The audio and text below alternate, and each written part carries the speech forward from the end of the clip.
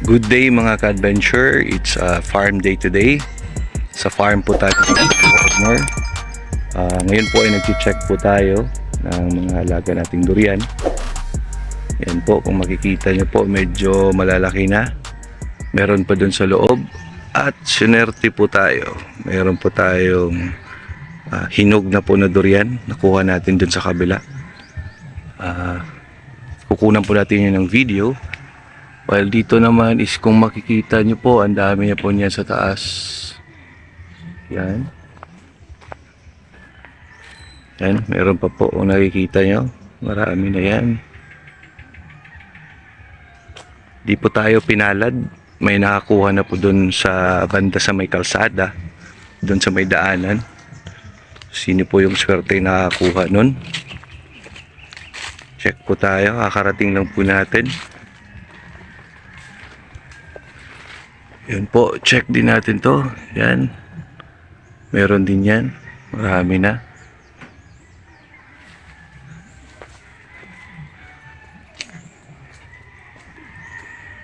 Lagay mo natin. It's been a week po na hindi tayo nakabisita dito. So, dahil na busy po sa trabaho, yan, check po natin dito mga ka-adventure. Kayo po ba nakapagtanim na? Kasi medyo maulan-ulan na ngayon. Ayan po, nakikita nyo ba? Marami na po yan. Tapos dito rin. Yung po ituturo ko yan, marami po yan.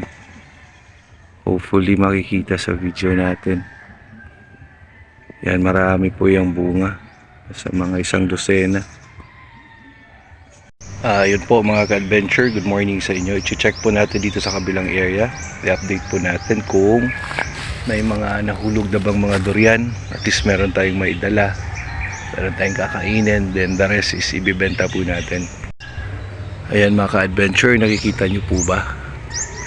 Yan, marami na po yan.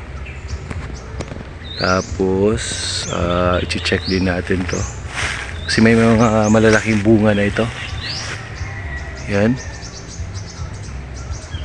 may 4 dyan na nagkukumpul-kumpul. Yan po, malalaki na yan.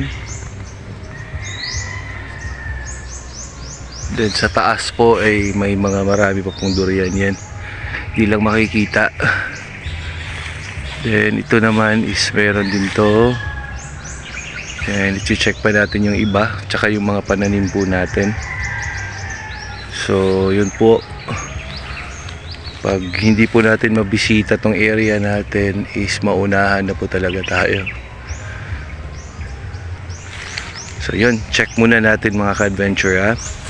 Yun, may nahulog yun. May nahulog, timing yun ka-adventure. Titingnan po natin. I'm sure hinog yun. If nakikita nyo po na may nahulog, sinerte po tayo. Sana may laman yun.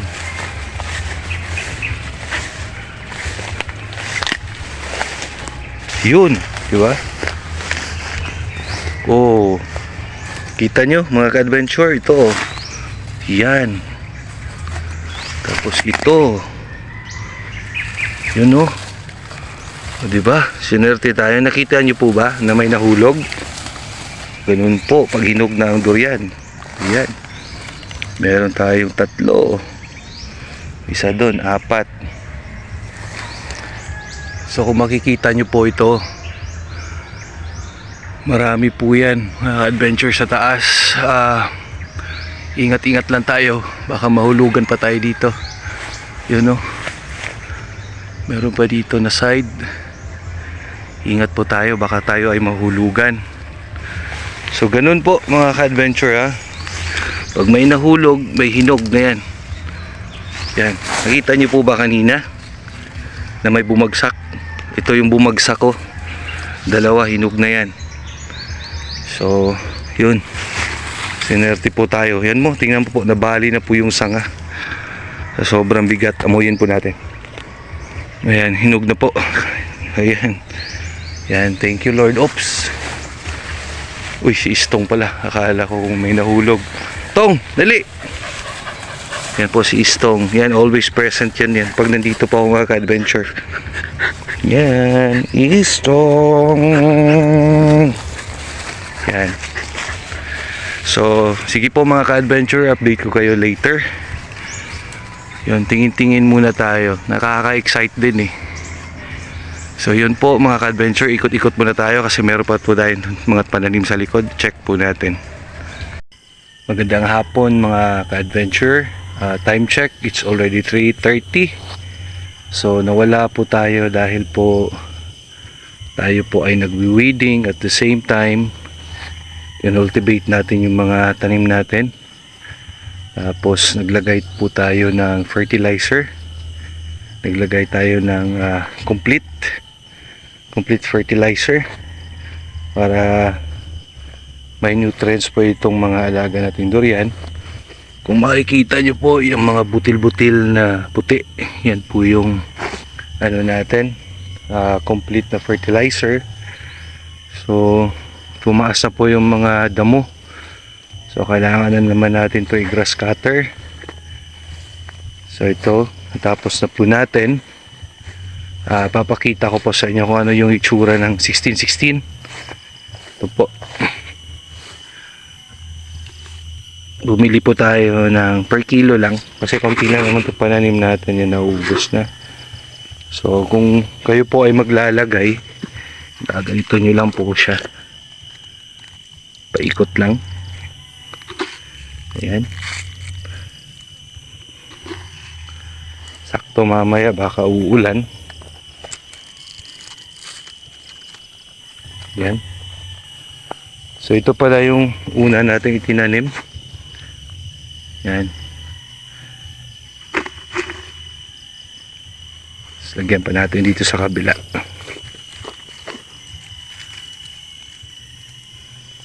Yan po. So may tatapusin pa tayong mga 4 na piraso. So after nyan is pwede na tayo makauwi. At mamaya bago tayo uuwi, i-check na naman natin yung durian. Baka may nahulog pa doon. So for today, meron tayong 4 na nakuha. So baka meron pang madagdag. Update ko lang po kayo mga ka-adventure. Yung mga mangga po nandun sa unahan is naputol na po.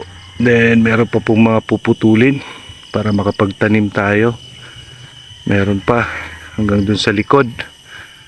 Saka ito. So maramay pa tayong space na pwede pa po natin pagtataniman. So sa mga ka-adventures po, baka nagtataka kayo na bigla pong hindi ako active sa YouTube, na busy lang po talaga. So abangan nyo po, may ginawa po akong content for X-Max. So abangan nyo po yun. Continue pa rin yung pagbablog natin sa mga motor. At the same time, i-ano po natin tong mga farming natin. Update ko rin po sa inyo. So yun po mga ka-adventure. Dun sa harap mamaya, dadaanan natin. May 4 na seedlings na naitanim tayo doon na golden puyat.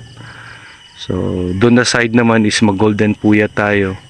Actually dito rin is puyat, pero is puyat lang to siya, puyat variety. Tsaka doon ibang puyat variety na naman. So tingnan natin kung sino yung parang mas mabilis sa kanilang tumubo. So yun po, kayo po mga ka-adventure is start na po kayong magtanim.